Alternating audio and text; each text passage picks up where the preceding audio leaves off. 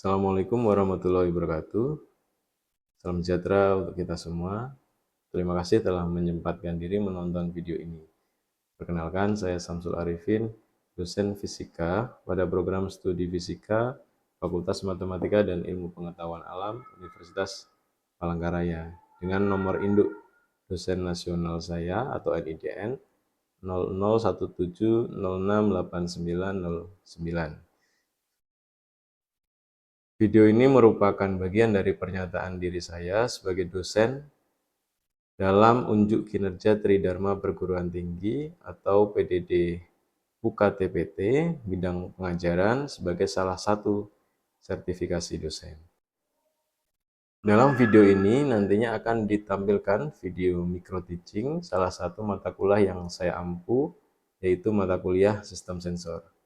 Mata kuliah sistem sensor ini merupakan mata kuliah pilihan pada program studi fisika yang memiliki bobot 2 SKS dan ditawarkan pada semester genap serta dapat diikuti oleh mahasiswa semester 4 ke atas pada bidang minat di fisika, yaitu fisika instrumentasi. Mata kuliah ini relevan dengan bidang yang saya tekuni 3 tahun terakhir, di mana 3 tahun terakhir saya meneliti sistem monitoring dan juga pengabdian masyarakat berupa sistem monitoring pada lahan gambut untuk pertanian. Selain itu, saya juga bersama dosen-dosen fisika mengembangkan RPS mata kuliah sistem sensor yang dapat diikuti oleh mahasiswa. Kemudian mata kuliah ini sesuai RPS yang saya buat, terdiri dari 16 kali pertemuan dengan 14 kali pertemuan tatap muka berisi materi dan 2 kali pertemuan berisi ujian tengah semester dan ujian akhir semester. Dan untuk pelaksanaan perkuliahan dilaksanakan secara hibrid, yaitu dengan offline atau bertemu secara langsung, dan online, yaitu dengan menggunakan media atau aplikasi Zoom. Nah, untuk pendekatan perkuliahan ini, saya menggunakan pendekatan delivery, interaction, dan assessment. Kemudian pada video pembelajaran mata kuliah sistem sensor kali ini, saya menampilkan perkuliahan pada pertemuan kedua. Adapun tujuan pembelajaran pada pertemuan kedua ini sesuai sub capaian mata kuliah atau CPMK ini adalah mahasiswa diharapkan mampu menjabarkan dan mereplikasikan sistem sensor, transducer, dan sistem akuisisi data yang melibatkan sensor atau transducer. Kemudian untuk pertemuan kedua diharapkan mahasiswa mampu memahami dan menunjukkan tentang contoh penerapan sensor tersebut melalui metode diskusi, tanya jawab, dan diskusi secara langsung. Adapun salah satu bahan ajar yang digunakan dalam diskusi kelompok nantinya adalah artikel penelitian ataupun juga buku tentang teknologi sensor.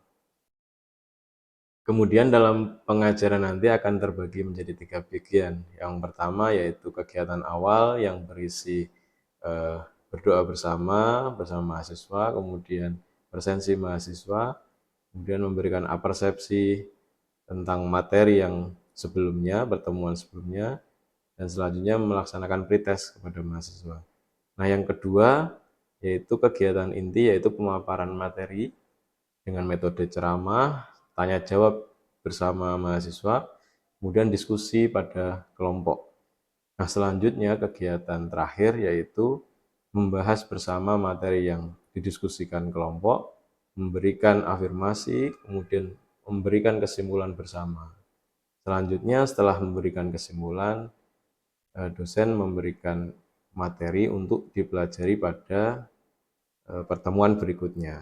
Dan tak lupa juga feedback yang akan diberikan oleh mahasiswa pada saat perkuliahan.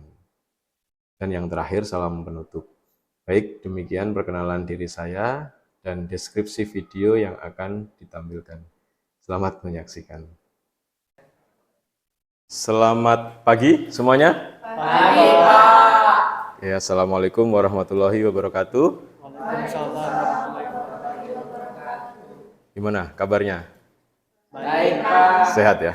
Sehat. Alhamdulillah. Baik, di pertemuan ini kita akan melanjutkan mata kuliah sistem sensor ya. Jadi nanti kita sudah sampai di pertemuan 2. Sebelumnya kita berdoa dulu. Ada yang mau memimpin doa? Boleh, silakan. Baiklah teman-teman, sebelum kita mulai belajar, marilah kita berdoa menurut keyakinan dan agama kita masing-masing. Berdoa dimulai. Doa selesai. Oke, terima kasih Nata. Sebelumnya saya presensi dulu ya. Yawia? Oke. Ibnu? Oke. Hairi?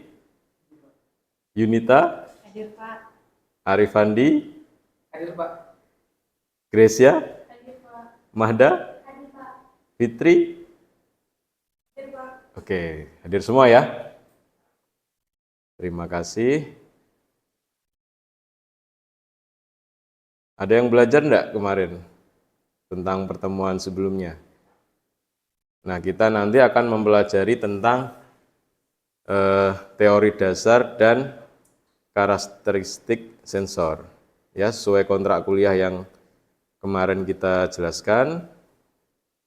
Jadi nanti untuk pertemuan kedua ini mempunyai tujuan perkuliahan. Coba dibaca, Ibnu. 1. Mahasiswa mampu menjabarkan dan mengaplikasikan sistem sensor, transducer, dan sistem akuisisi data yang melibatkan sensor dan transducer. Kedua, Ya. mahasiswa mampu memahami dan menunjukkan contoh tentang penerapan karakteristik sensor. Oke, terima kasih Ibnu. Kita beri aplaus dulu untuk Ibnu ya.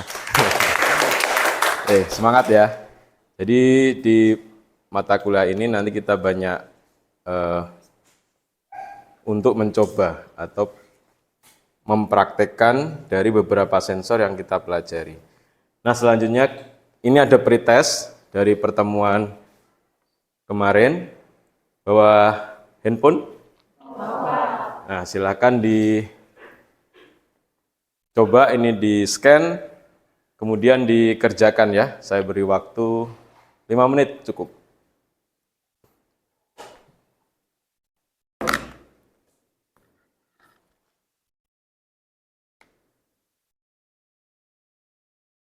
Oke, sudah ya? Oke, nanti kita lihat hasilnya. Kira-kira gimana? Bisa ya?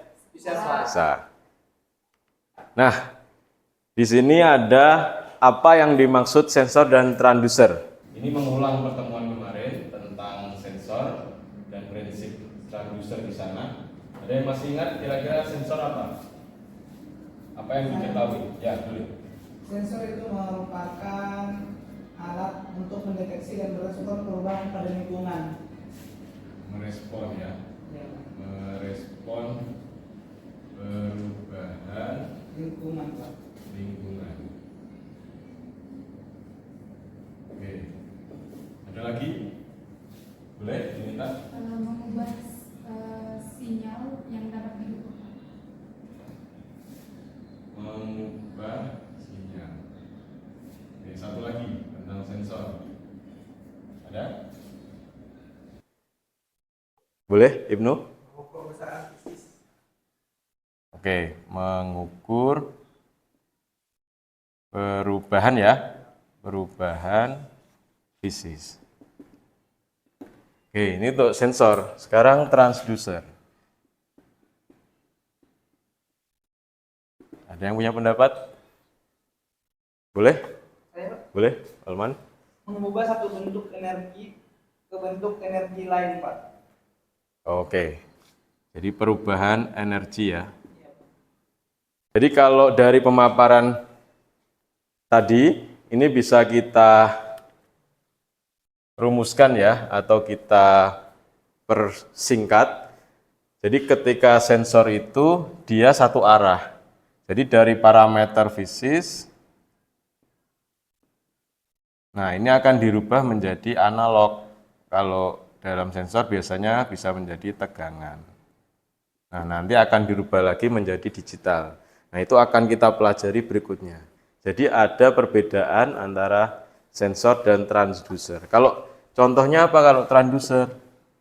Tahu mikrofon dan lain-lain itu termasuk transducer. Tapi nanti kita lebih ke sistem sensor ya, karena kita nanti akan mempelajari beberapa parameter fisis yang bisa dirubah atau dapat diukur seperti yang teman-teman tadi jelaskan, bisa mengubah sinyal, mengukur perubahan fisis, dan merespon perubahan lingkungan. Gitu. Nah, selanjutnya di pertemuan ini saya coba menjelaskan prinsip kerja sensor. Sini dilihat seperti yang dijelaskan tadi. Ada kelihatan? Oke. Nah, di sini mengubah besaran fisis menjadi sinyal listrik, ya. Jadi yang dapat diukur, dianalisis atau diproses lebih lanjut oleh sistem elektronik seperti mikrokontroler atau komputer ya. Jadi dari sini, nah ini sensornya, nomor 2 ini pengkondisian sinyal, nomor 3 ini data akuisisinya, kemudian di-outputkan di komputer atau web ataupun handphone. Nah, gitu. Sampai sini kira-kira mengerti ya, sensor ya. Jadi yang kita pelajari itu di sini, berbagai macam sensornya nanti ada di ujungnya sini. Jadi parameternya nanti yang diukur berbeda-beda. Nah, macam-macam sensor yang bisa kita teliti, kita pelajari, itu beberapa diantaranya ada sensor suhu, sensor kelembapan, sensor intensitas cahaya, sensor tingkat keasaman atau pH, bisa pH air, bisa pH tanah. Nah, ada nggak yang pernah ngelihat sensor sebelumnya? Kira-kira contoh sensor lainnya? Sensor gerak. Sensor gerak, boleh. Itu pakai sinar ya, pakai gelombang. Ada yang lain? Banyak sensor ya. Ada sensor tekanan, sensor kekeruhan, sensor apa lagi ya? Sensor suhu sudah, sensor banyak sekali. Ada konsep-konsep yang fisika yang bisa diterapkan di berbagai macam sensor. Ada yang piezoelektrik, ada magnet, ada sensor gas, dan lain-lain. Nah, untuk pertemuan kali ini kita coba membahas tentang sensor suhu. Salah satu contohnya itu ada sensor DHT11. Nah, ini. Nah, ini bentuknya. Nah, ini saya coba bawakan langsung produknya. Jadi biar kita langsung mengerti ya. Nah, ini coba Nata dipegang. Nanti sambil diputar ke teman-temannya ya. Dan ada juga, ini saya bawakan, ini ada sensor ini cahaya. Nah, ini Walman. Oke. Nah, kemudian di sini ada sensor pH air. Nah.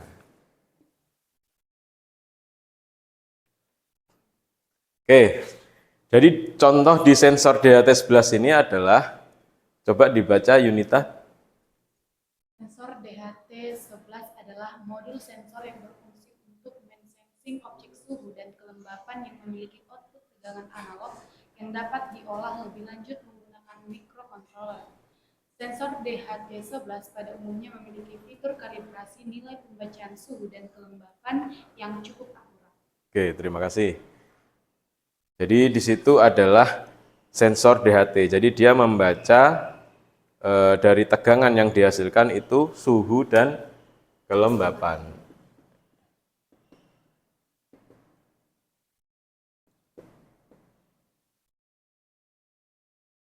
Ini ya. Nah, di situ ada beberapa pin.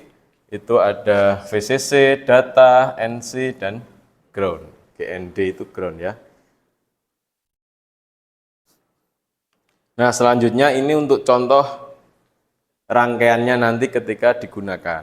Jadi dengan mikrokontroler Arduino Uno, nanti kita bisa mengukur suhu udara, kelembapan udara yang ada di sekitar kita.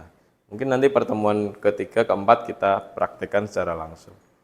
Nah, di sini ada tegangan supply, jadi pakainya 5 volt, nanti bisa input di sebelah sini, ataupun pakai USB. Situ ya keterangannya.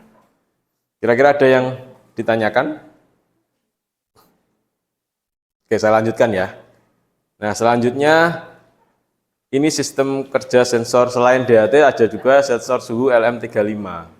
Nah, dia itu berupa dioda semikonduktor sambungan PN atau bias maju dan bias mundur. Nah, di sini. Jadi untuk mengukur tegangannya di sini. Nah, itulah yang menjadi parameter yang bisa diukur. Jadi naik turunnya nanti akan kelihatan melalui bahan semikonduktor yang dipakai. Selanjutnya ini ada grafik karakterisasi sensor suhu. Di sini ada Vout, tegangan yang dihasilkan oleh sensor. Kemudian ini ada suhu satuan Celcius. Grafik hubungan antara karakteristik sensor suhu terhadap keluaran sensor. Baik, berikutnya kita coba diskusi kelompok. Nah, mungkin saya bagi per kelompoknya ya. Coba dihitung 1 sampai 3. 1, 2, 3. Oke. Jadi silakan berkelompok ke kelompoknya masing-masing.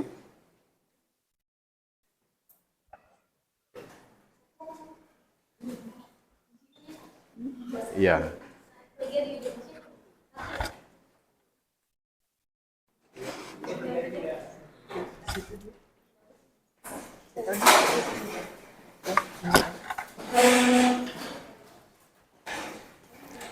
Sudah?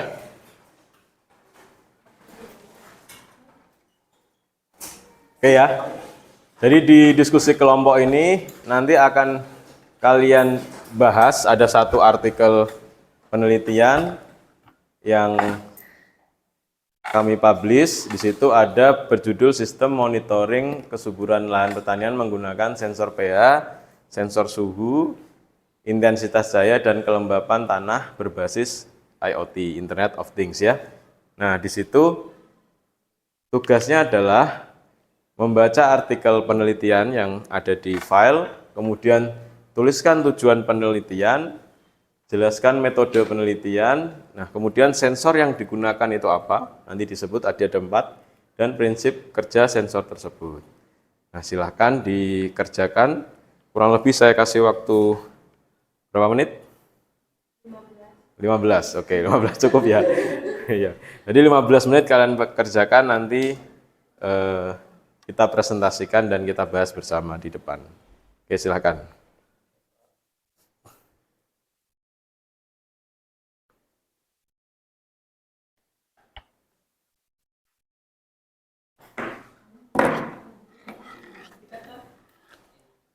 Oke, sudah ya, 15 menit sudah cukup. Nah, silakan dimulai dari kelompok mana dulu? Kelompok Ibnu, bisa? Oke, silakan. Silakan maju ke sini.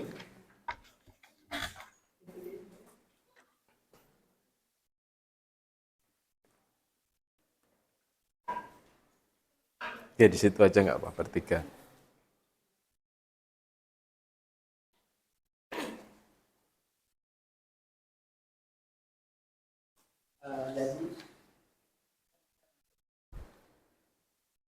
Ya, silakan. Selamat pagi teman-teman. Di sini kami dari kelompok 2 akan menjelaskan review singkat dari kelompok kami tentang artikel yang akan dibahas, yaitu sistem monitoring kesuburan lahan pertanian menggunakan sensor pH, sensor suhu, sensor intensitas cahaya, dan kelembaban tanah yang berbasis Internet of Things atau IoT. Adapun sensor yang digunakan itu ada sensor pH, sensor suhu yang biasanya digunakan adalah DHT 11, terus ada sensor intensitas cahaya dan kelembapan tanah. Jadi tujuan dari artikel ini yaitu memonitoring kesuburan lahan pertanian dengan menggunakan sensor-sensor yang sudah saya jelaskan. Oke, terima kasih. Kita beri tepuk tangan untuk kelompok 2. Ada pertanyaan dari kelompok lain? Cukup ya? Oke, silakan. Kita lanjut kelompok berikutnya. Silahkan kelompok Khairi atau kelompok Yunita. Oke, silahkan. Kelompok berapa ini? Kelompok 1 ya.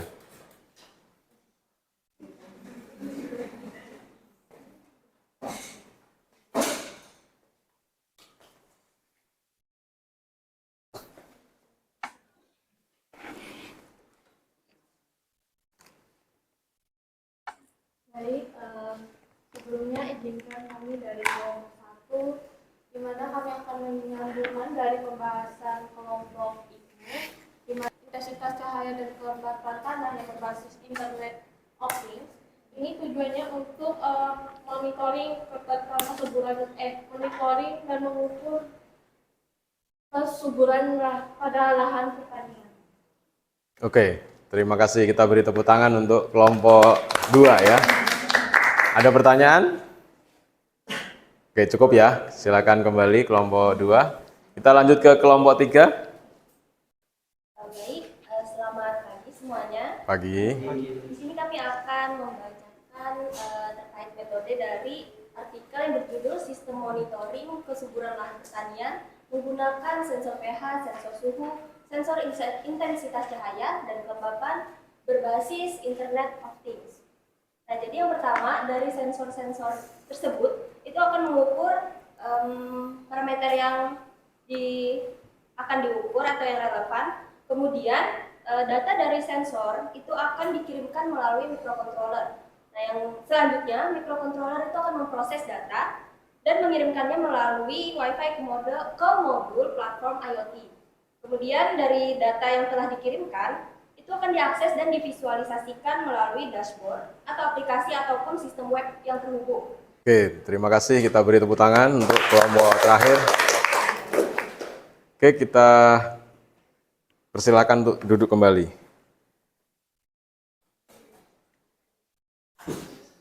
Oke, selanjutnya terima kasih atas pekerjaan mereview artikel tadi. Sebelumnya ada pertanyaan nggak kira-kira? 1 atau 2? Coba. Ada? Ya, Mada. Izin Pak, biasanya itu untuk visualisasian dari data yang telah diukur oleh sensor itu paling sering itu Atau mungkin berdiri dulu biar kelihatan yang lain ya. Iya. Baik Pak, terima kasih. Saya izin bertanya. Dari sensor-sensor yang digunakan itu untuk visualisasinya itu lebih sering menggunakan website atau yang lain Pak? Oke.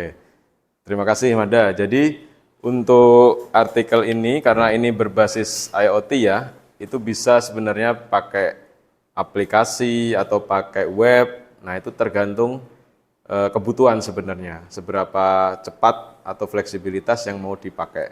Kalau mau data itu secepat genggaman tangan ya di HP ya, di handphone. Jadi pas kita iseng lihat, oh ini datanya seperti ini. Tergantung menyesuaikan kebutuhan parameter yang diukur kita. Gitu. Kemudian ada juga di lain bisa dengan program-program yang lain itu juga bisa dipakai sebenarnya. Sudah sangat banyak sekarang. Mungkin itu. Oke, terima kasih. Kiranya udah cukup jelas ya. Nah, kita coba kesimpulan. Nah, kesimpulan yang kita peroleh dari pertemuan kali ini, kira-kira apa?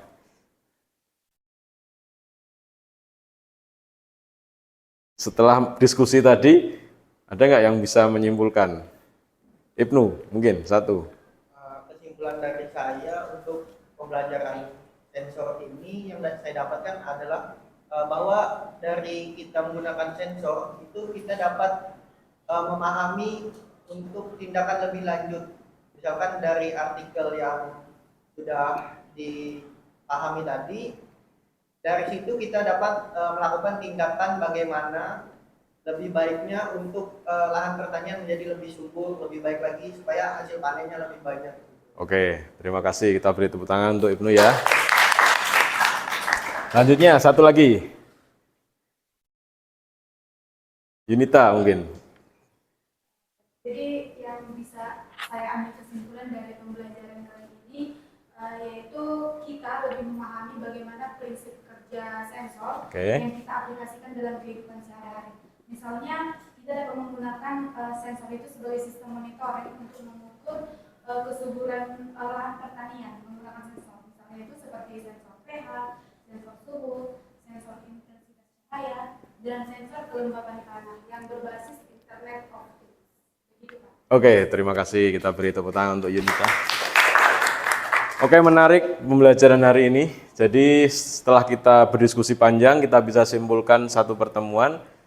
Yang pertama tadi dari Ibnu ya, itu pembelajaran sensor memahami tindakan lebih lanjut. Nah, itu betul. Kemudian yang kedua, kita dapat memahami secara lebih detail itu prinsip kerja sensor sebagai sistem monitoring. Jadi dari parameter fisik yang kita ukur, kita bisa melihat datanya ya, secara real time ataupun sesuai kebutuhan yang kita mau data itu ambil. Begitu ya. Oke, terima kasih atas atensi perhatiannya dan diskusi kita.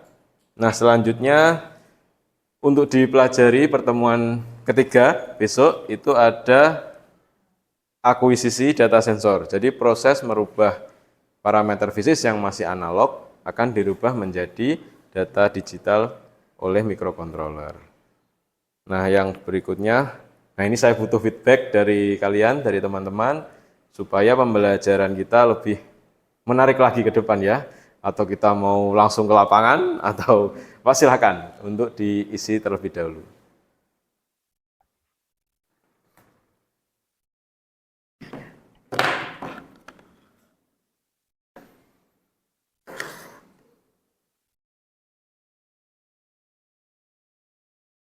Baik, terima kasih.